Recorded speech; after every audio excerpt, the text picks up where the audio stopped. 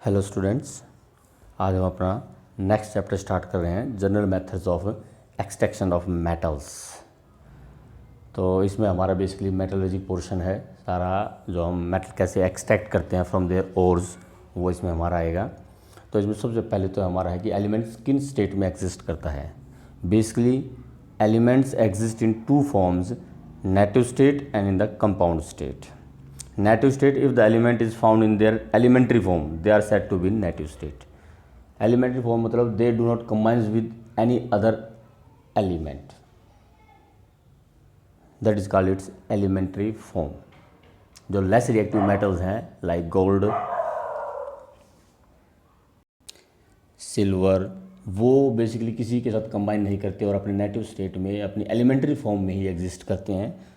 then it is called its native state. And if an element combines with other elements to form compound, then they are said to be in their combined state. If the elements is found in nature in form of their compounds, they are said to be in combined state. Generally reactive metals occurs in combined state. Copper है, copper oxide या copper sulphide की form में exist करता है, then it is its combined state.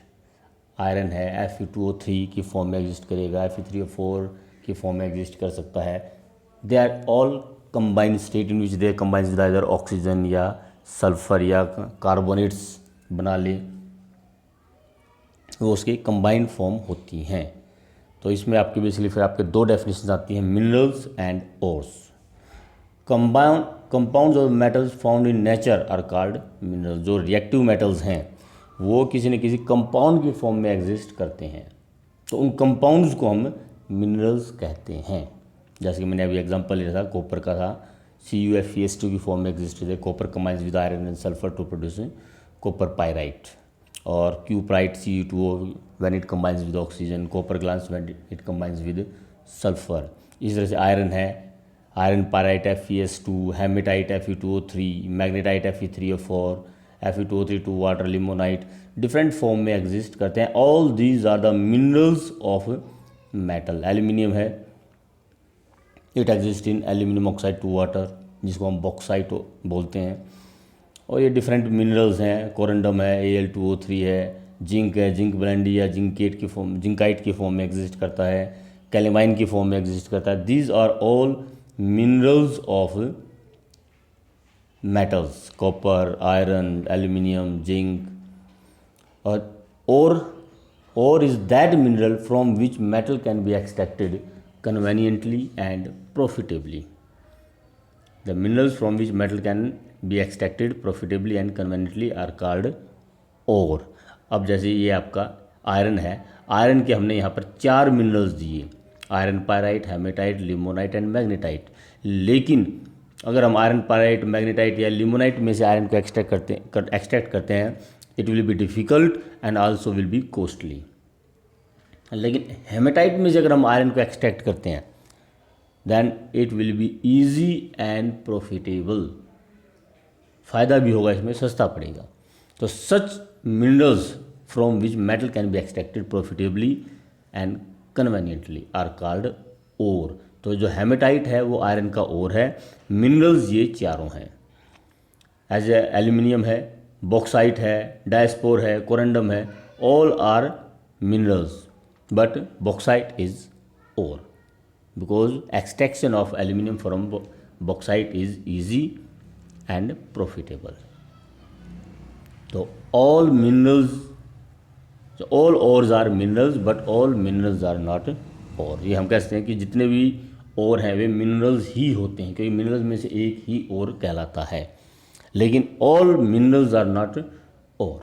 तो दो definition है, what are minerals and what are ores. तो अब इसके बाद हमारा जाता है, how can we extract this metal from their ore. तो मिनरल हो गए, ओर हो गए। अब उस ओर में से मेटल को एक्सट्रैक्ट कैसे किया जाए, that process is called metallurgy. तो what is metallurgy? The process of obtaining a pure metal from one of its ore is known as metallurgy. ओर में से प्योर मेटल को एक्सट्रैक्ट करना, प्राप्त करना, उसे हम मेटलर्जी कहते हैं।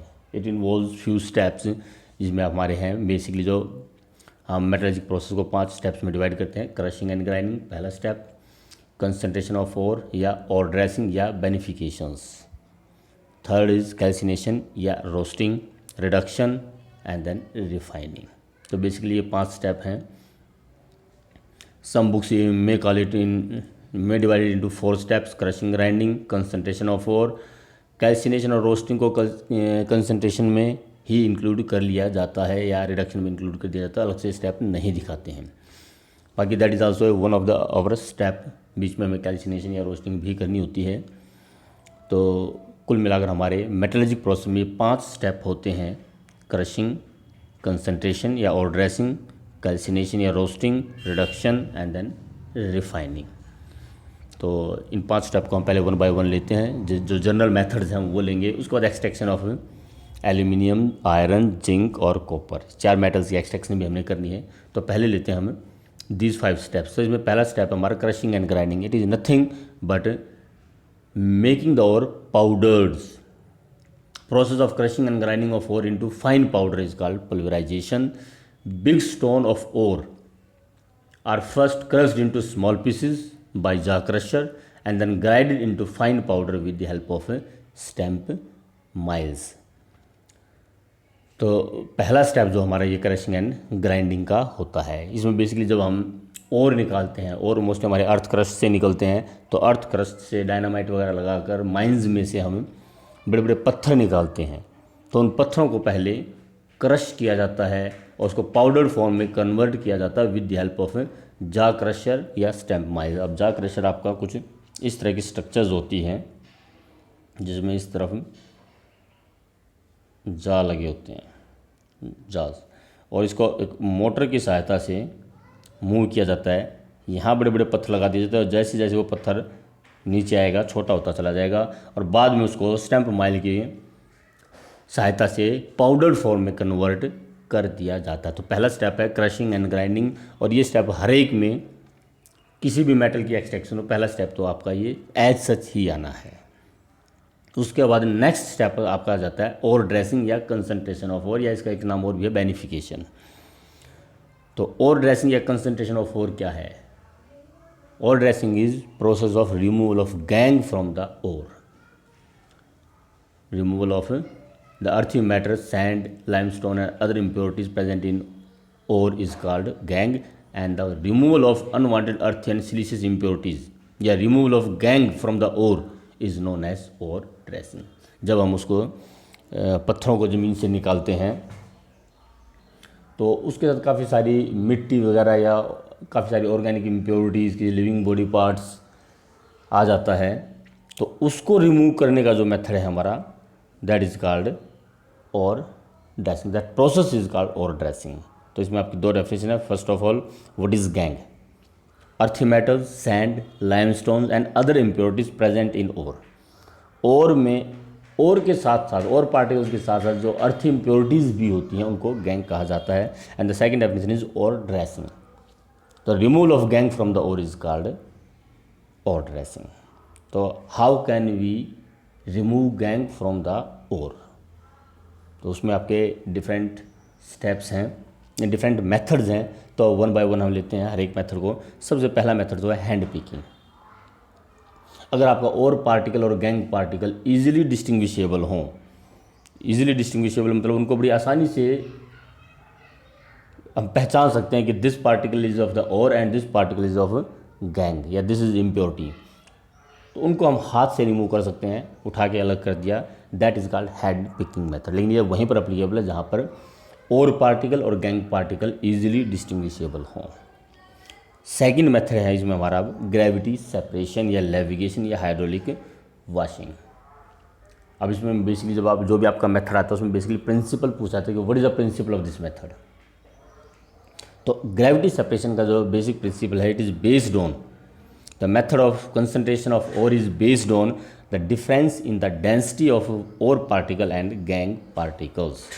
ore particle और gang particle की जो density है उनमें difference होता है। means either the ore or the gang particle is heavy and other particles are lighter than और। सपोज कीजिए और पार्टिकल्स की डेंसिटी ज़्यादा है, वो भारी होंगे, तो गैंग पार्टिकल्स हल्के होंगे। तो इस और पार्टिकल और गैंग पार्टिकल की डेंसिटी में डिफरेंस की वजह से these can be easily removed by washing with running water. Lighter gangue particles can be removed by washing और विद रनिंग वाटर। अगर आपके गैंग पार्टिकल्स हल्के हैं तो उसको रनिंग वाटर में वॉश कर दो। Gangue particles being lighter will washed away and heavy ore particle will settles down. The heavier ore particles get settles down while the lighter gang particles get separated with the flow of water. It is generally done by Wilfley washing table or by hydraulic classifier. तो ये आपका विल्फले washing table या hydraulic classifier क्या है, वो ये है आपकी इस तरह की स्ट्रक्चर्स होती है। दो विल्फले टेबल है जो थोड़े इंक्लाइन सरफेस होती है जिसमें बीच में शेफ्ट लगे होते हैं। ये आपकी शेफ्ट हैं, इस तरह से बीच में रुकावटें पैदा कर दी जाती हैं। ऊपर से और पार्टिकल्स गैंग और वाटर ये ऊपर से फ्लो की जाती हैं। यहाँ पर आपके बीच में शेफ्ट लगने की वजह से रुकावट पैदा हो जाती है, जिसकी वजह से जो हैवी और पार्टिकल यहीं पर सेटल हो जाएंगे, जबकि गैंग पार्टिकल्स ऊपर से वाटर के साथ बह जाता है। तो हल्की चीज़ में जर्क प्रोवाइड किया जाता है और जर्किंग की वजह से सारे के सारे ये जो और पार्टिकल है ये एक तरफ इकट्ठा होकर यहाँ अलग से कलेक्ट कर लिए जाते हैं। अगर मैं इसमें आपको डायग्रामेटिकली दिखाना चाहूँ तो देखिए ज़रा क्या है। इसमें आपकी एक इंक्लाइंड सरफेस होती है इस तरह से, जिसमें बीच में यहाँ शेफ्ट लगा दी जाती हैं और ऊपर से और पार्टिकल और गैंग पार्टिकल्स ऊपर से पास किए जाते हैं इस तरह से।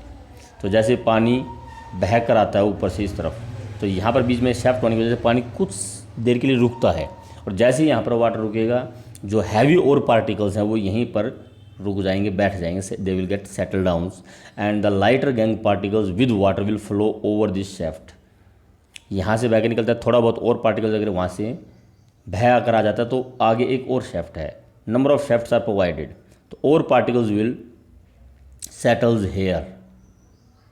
Now this inclined surface is provided a jerky motion and due to that jerky motion these ore particles will come aside and here all these will be collected here separately, whereas the gang particles with water will flow from this side.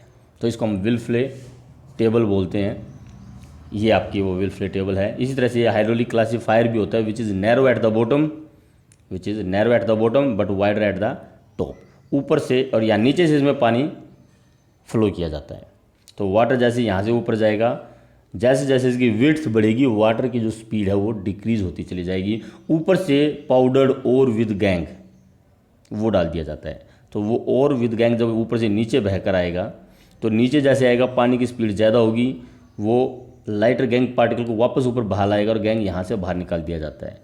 और जो और particle है वो नीचे settle होते होते यहाँ पर आपके नीचे से और पार्टिकल कलेक्ट कर लिया जाता है। ये आपका और पार्टिकल आ जाएंगे नीचे, यहाँ ऊपर से गैंग, जब पानी ऊपर बहता है तो गैंग को वो ऊपर बहलाएगा क्योंकि गैंग हल्का होता है, और पार्टिकल धीरे धीरे करके नीचे सेटल होते चले जाएंगे और यहाँ पर कॉर्नर से बाहर निकाल लिए जाते हैं। तो इस तरह से हमारा जनरल मेथड है ये gravity separations and it is based on the difference in the density of the particles and gangue particles, density of ore particles and gangue particles. तो सेकंड मेथड हमारा ग्रेविटी सेपरेशन। थर्ड मेथड हमारा magnetic separation. This method is adopted when either the ore or the impurities are magnetic in nature. So it is based on the different magnetic nature of the ore and gang particle. Different magnetic character means, it means either the ore is magnetic and gang is non-magnetic, or gang is magnetic, ore is non-magnetic. तो एक होगा magnetic which is attracted by the magnet, और दूसरा particles होंगे gang के वो आपके non-magnetic होंगे. There will be no attraction for magnet. The two can be separated from each other by the means of magnetic separation. Chromite ore being the magnetic can be separated by this method. Chromite ore है magnetic होता है, चुंबक की तरफ attract होता है, तो उसको हम गैंग से रिमूव कर सकते हैं with the help of this method. The powdered ore is dropped over the leather belt which is moved over the two roller, one of which is magnetic. ये है इस बेल्ट पर और डाल दिया जाता है। ये बेल्ट है जो कि ये दो रोलर पे के ऊपर घूम रही है, एक रोलर ये है, एक रोलर ये है। This roller is magnetic. तो ये रोलर आपका मैग्नेटिक है। जब और पार्टिकल को आप इस बेल्ट पे डालोगे and it will moves in this direction. तो जैसे यहाँ पर आता है और पार्टिकल्स विल, सपोज कीजिए यहाँ पर मैं लेके चल रहा हूँ कि और पार्टिकल्स आर मैग्नेटिक, तो और पार्टिकल यहाँ पर स्टिक कर जाएगा बेल्ट के साथ। और जैसे ही आएंगे gangue particles are non magnetic, so there will be no attraction and they will drop here. और जो हमारे और पार्टिकल्स हैं वे मैग्नेटिक होंगे, वो बेल्ट के साथ चिपके रहेंगे। और यहाँ पर आने के बाद जैसे बेल्ट रोलर से सेपरेट होगी, उनका मैग्नेटिक अट्रैक्शन खत्म हो जाएगी एंड द हेयर द और पार्टिकल विल ड्रॉप डाउन। तो ये नॉन मैग्नेटिक पार्ट आएंगे और यहाँ पर मैग्नेटिक पार्ट आएंगे। तो दोनों अपने अलग अलग हीप प्रोड्यूस कर लेते हैं।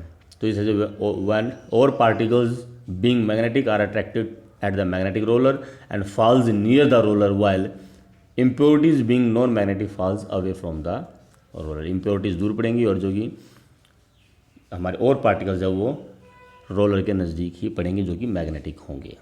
तो this is magnetic separation and it is based on different magnetic behaviour of ore and gangue particle. फिर से ध्यान रखना, बेसिक क्या है, ग्रेविटी सेपरेशन में बेसिक था density, difference density of ore and gangue. यहाँ पर different magnetic character of ore and gangue. Next is our froth flotation process. Froth flotation process जो है हमारी, it is based on the different wettability of ore and gangue particles. Different wettability means, तो देखिए जरा इसको, the principle of froth flotation process is that sulfide ores are preferentially wetted by the pine oil। wetted मतलब वही आपका गीला होना। जो सल्फाइड्स ओर हैं मोस्टली हमारे और पार्टिकल्स वो पाइन ऑयल के साथ गीले होते हैं, पानी को आसानी से नहीं पकड़ते वो। whereas the gang particles are wetted by water। Gang particles पानी से गीले होते हैं, वो ऑयल को नहीं पकड़ते। मीन्स वही आपका हाइड्रोफिलिक का हाइड्रोफोबिक नेचर। तो यहाँ और पार्टिकल्स ये मान लीजिए आपके हाइड्रोफोबिक है, ऑयल की तरफ ज़्यादा चलेंगे ना कि पानी की तरफ, ऑयल की तरफ अट्रैक्ट होते हैं। They get wetted by the oil where the gangue particles are wetted by water. This is the basic principle और इसी प्रिंसिपल पर बेस्ड हमारा है फ्रोथ फ्लोटेशन प्रोसेस। फिर कह रहा हूँ मोस्टली प्रिंसिपल अधिकतर पूछा जाता है कि what is the principle of froth flotation process, what is the principle of gravity separation, what is the principle of magnetic separation, वो काफ़ी पूछा जाता है। And froth flotation process is the most important among the method. Froth flotation और आगे एक bells process आती है, लीचिंग मेथड, दोनों काफ़ी इंपॉर्टेंट हैं। In this process suspension of powdered ore is made with water. Ore को की सस्पेंशन बनाई जाती है पानी में। And collector like pine oil, fatty acids or xanthates are added to it। The collector are the substance which form froths। Froth stabilizer like cresol, aniline and stabilize the froth। They helps in stabilizing the froths। Froths कौन बनाएंगे? Collector. और उसमें example आपके pine oil आएगा। फिर उसके अंदर थोड़ा सा स्टेबलाइजर भी डाला जाता है। स्टेबलाइजर में आपके एग्जांपल आ गए क्रिसोल, एनिलीन या stabilizing agent। mineral particles become wetted by the oil and gang particles by water। वो उनकी प्रॉपर्टी है, जो और पार्टिकल्स हैं वो ऑयल के द्वारा वेटेड होते हैं, जबकि gangue particles are wetted by water. The mixture is agitated with the help of mechanical stirrer by passing blast of air. जब उसमें से एयर पास की जाती है तो फ्रोथ्स झाग बनते हैं। जो हमारा फ्रोथिंग एजेंट होता है, कलेक्टर है जो हमारा, वो झाग बनाता है और वो झाग हल्के होने की वजह से ऊपर आ जाएंगे। और फ्रोथिंग एजेंट हमने डाला था पाइन ऑयल, और पाइन ऑयल के साथ अटैच थे हमारे और पार्टिकल। तो पाइन ऑयल जब झाग बनाकर ऊपर आएगा तो साथ में और पार्टिकल्स भी ऊपर आ जाते हैं, गैंग पार्टिकल्स नीचे ही रह जाता है। वहाँ से उसको स्किम्ड ऑफ करके अलग से कलेक्ट कर लिया जाता है। थोड़ी देर बाद झाग सूख जाते हैं and the froth is dried for the recovery of the और पार्टिकल्स, और हमें और पार्टिकल्स रिकवर हो जाते हैं। ये आपका एग्जाम्पल है, देखिए जैसे डायग्राम में। तो यहाँ ऊपर से इसमें हमने और गैंग पार्टिकल्स यहाँ इसके अंदर डाल देते हैं हम। ये आपके सस्पेंशन बनाई और गैंग पार्टिकल का मिक्सचर है, वो हमने इसमें पानी में डाल दिया। साथ में इसके अंदर हमने डाला है कलेक्टर डाला है, और स्टेबलाइज़र डाला है। कई बार डिप्रेसेंट भी डालते हैं। डिप्रेसेंट क्या होता है उसमें नेक्स्ट स्लाइड में देखेंगे। तो कलेक्टर या स्टेबलाइज़र इसके अंदर डालकर उसको एजिटेट किया जाता है। एजिटेट मतलब जैसे पानी में डिटर्जेंट डाल के उसको हिलाया जाता है ताकि झाग बने, तो उसी तरह से इसमें भी एयर पास की जाती है और उसको पूरी तरह से एजिटेट किया जाता है। जब एजिटेट करेंगे तो जितना भी इसके अंदर ऑयल हमने डाला हुआ था, फ्रोथिंग एजेंट, वो झाग बनाकर ऊपर आता है। अब फ्रोथिंग एजेंट के साथ जो हमारा कलेक्टर वगैरह था उसके साथ और पार्टिकल्स भी ऊपर आ जाते हैं, जिनको यहाँ से अलग निकाल दिया जाता है, और जो गैंग पार्टिकल्स है वो सारा का सारा नीचे आ जाएगा, क्योंकि गैंग पार्टिकल्स वाटर में रहेंगे और ऑयल के फ्रोथ्स के साथ और पार्टिकल्स ऊपर आ जाते हैं। This is our froth flotation process. Important है। अब इसमें एक चीज़ जो हमने कही कि इसमें कई बार डिप्रेसेंट भी डाला जाता है। What is depressant? डिप्रेसेंट होता है फ्रोथ फॉर्मेशंस को कम करने का। अब देखा जाए तो इसमें बेसिकली सेपरेशन ही फ्रोथ फॉर्मेशन की वजह से है, और फ्रोथ फॉर्मेशन को ही डिप्रेस करना, इसका मतलब क्या है? Sometime we get 2 or more sulfide if minerals contain sulfide or of more than one metal, sulphide ore of more than one metals अगर उसके अंदर प्रेजेंट हों, in order to separate one sulphide from the other depressant are use. तब एक sulphide और को रोकने के लिए दूसरे सल्फाइड और एक सल्फाइड और के फ्रोथ्स बने और दूसरे की ना बने, उन दोनों को सेपरेट करने के लिए हमें डिप्रेसेंट डालना पड़ता है।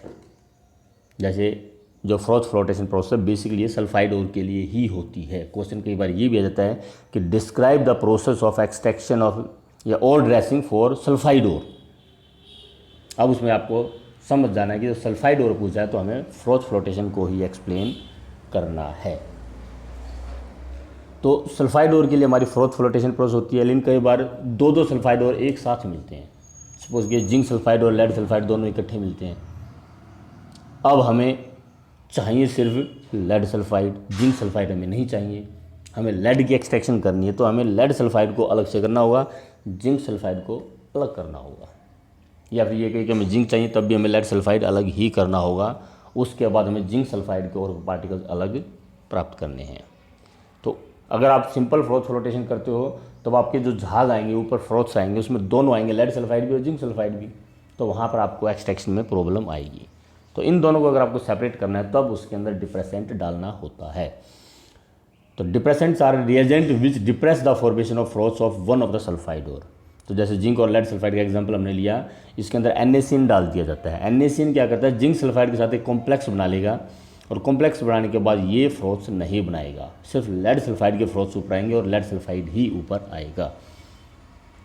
तो zinc sulphide reacts with NaCN to form soluble complex and prevent the froth formation, while lead sulfide form the froth and get separated। तो इस तरह से what are डिप्रेसेंट, ये क्वेश्चन भी कई बार आ जाता है, इंपॉर्टेंट है। अब इसके बाद नेक्स्ट मेथड हमारा केमिकल मेथड या leaching. In this method impure ore is treated with a suitable reagent such an acid or base when the ore particle dissolves as a result of the chemical reaction called leaching, while the gangue particles do not react from the solution, ore can be recovered by stable method। इसमें वैसे इसका मतलब क्या है पहले वो मैं बता देता हूँ। सिंपली सपोज कीजिए आपके पास रेत, सैंड और साल्ट, इन दोनों का एक मिक्सचर है। इन दोनों को आपको अलग करना है। आपको साल्ट चाहिए, सैंड नहीं। तो सैंड एक तरह से गैंग है, उसको निकालना है। तो सिंपल मेथड है, इसको एक ऐसे सॉल्वेंट में डाल दो जिसमें एक चीज़ डिज़ोल्व हो जाए। इसमें पानी में डाल दो, salt will get dissolve, sand dissolve नहीं होगा। सैंड को फिर फिल्टर करके अलग कर दिया। अब हमारे पास आ गया सॉल्यूशन जिसमें साल्ट डिज़ोल्व है। अब उसको इवोपोरेट करो, वाटर इवोपोरेट हो जाएगा, आपको साल्ट मिल जाएगा। तो इसी तरह से हम केमिकल मेथड हमारा होता है जिसको हम लीचिंग बोलते हैं, कि जब हमारे पास ओर और गैंग दोनों हैं, देन स्टेबल रिएजेंट के साथ इसको ट्रीट किया जाता है, जिसमें और पार्टिकल डिज़ोल्व हो जाएंगे, गैंग पार्टिकल डिज़ोल्व नहीं होंगे, उनको सेपरेट कर लिया जाता है। और उसके बाद फिर जो सॉल्यूशन हमें मिलता है उसमें से और पार्टिकल वापस रिकवर किए जाते हैं।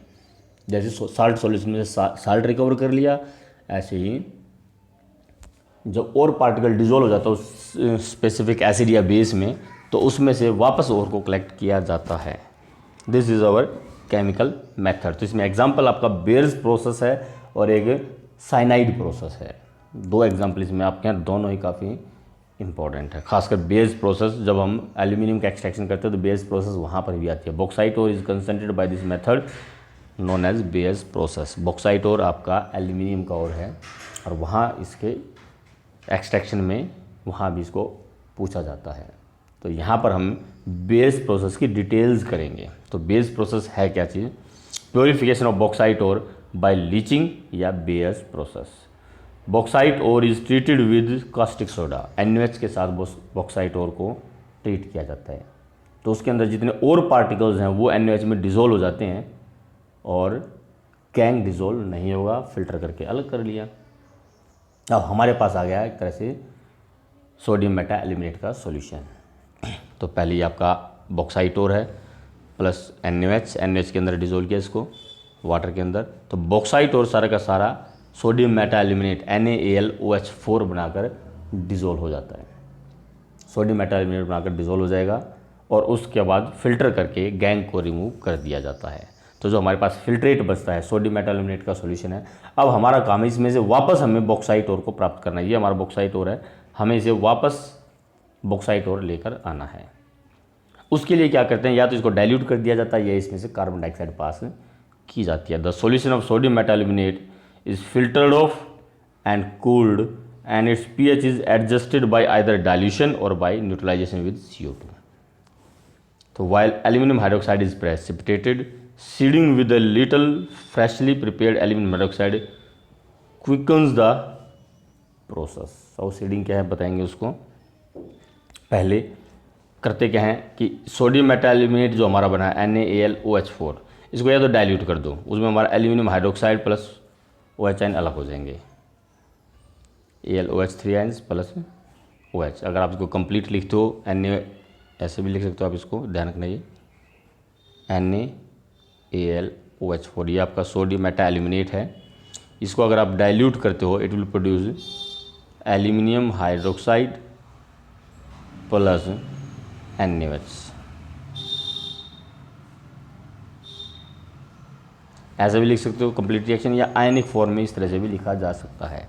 तो या तो डाइल्यूट करके या फिर कार्बन डाइऑक्साइड पास करके। ये आपके कार्बन डाइऑक्साइड की है, sodium aluminate plus carbon dioxide, then will produce Al2O3x water plus sodium bicarbonate. तो ये हमारा एल्यूमिनियम हाइड्रोक्साइड अगर हमें प्रोड्यूस होता है तो इसको हीट किया जाता है।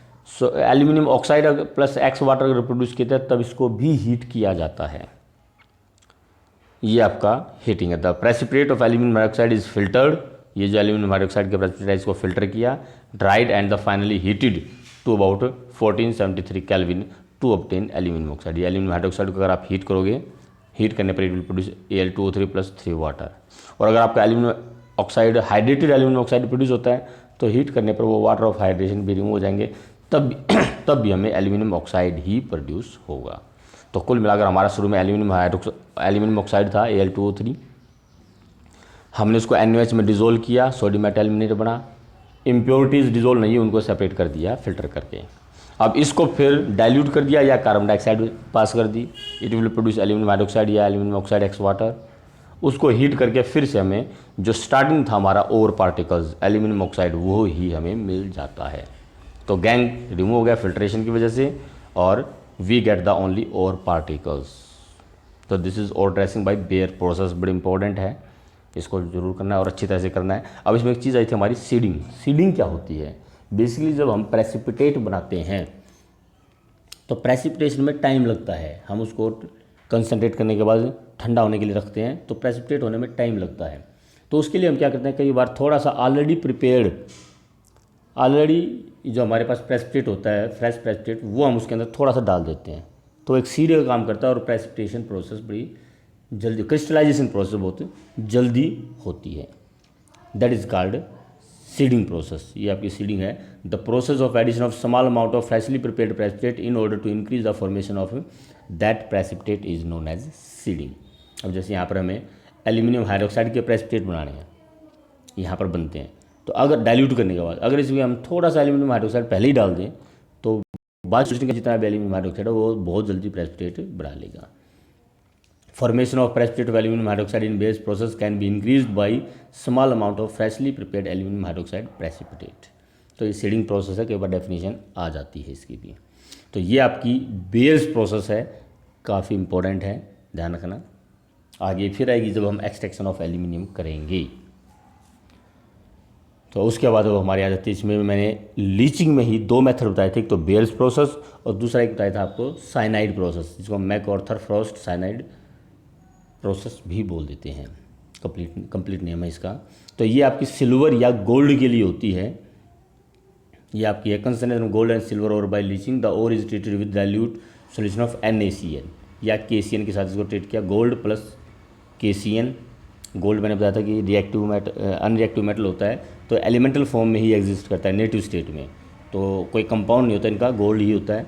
8 KCN plus water plus oxygen, it produce a complex KuCN twice dicyano aurate, potassium dicyano aurate 1 plus KOH। तो ये कॉम्प्लेक्स बना के वो गोल्ड उस NaCN के अंदर या KCN के अंदर डिज़ोल्व हो जाता है। फिल्टर करेंगे ऐसे ही सिल्वर भी और गोल्ड भी, दोनों उस NaCN में डिज़ोल्व हो जाएंगे। गैंग डिज़ोल्व नहीं होगा, फिल्टर करके अलग कर दिया जाता है। और इसी तरह से फिर अब काम हमारा होता है इसमें से गोल्ड या सिल्वर को वापस रिकवर कर रहा। उसके लिए क्या करते हैं, इसके अंदर जिंक डाल देते हैं। जिंक गोल्ड या सिल्वर से ज़्यादा रिएक्टिव होता है, वो इसको डिस्प्लेस कर देगा और गोल्ड या सिल्वर वापस हमें प्रोड्यूस हो जाता है। Matter is later on recover bye displacement method. तो ये फर्स्ट साइनाइड प्रोसेस है, दोनों ही लीचिंग के एग्जाम्पल हैं। तो ये हमारी प्रोसेस हो गई एक्सट्रैक्शन ऑफ मेटल्स में और ड्रेसिंग। तो 2 स्टेप हो गए हैं, पहला क्रशिंग एंड ग्राइंडिंग और दूसरा हमारा और ड्रेसिंग। तो और ड्रेसिंग के डिफरेंट मेथड्स हैं, 5 मेथड है, 5 मेथड इसमें हमारे आगे hot hand picking, gravity separation, magnetic separation, froth flotation and chemical method या लीचिंग की हमने 2 एग्जांपल लिए हैं, बेस प्रोसेस और फॉरेस्ट साइनाइड प्रोसेस। तो these are all methods of ore dressing. Thank you.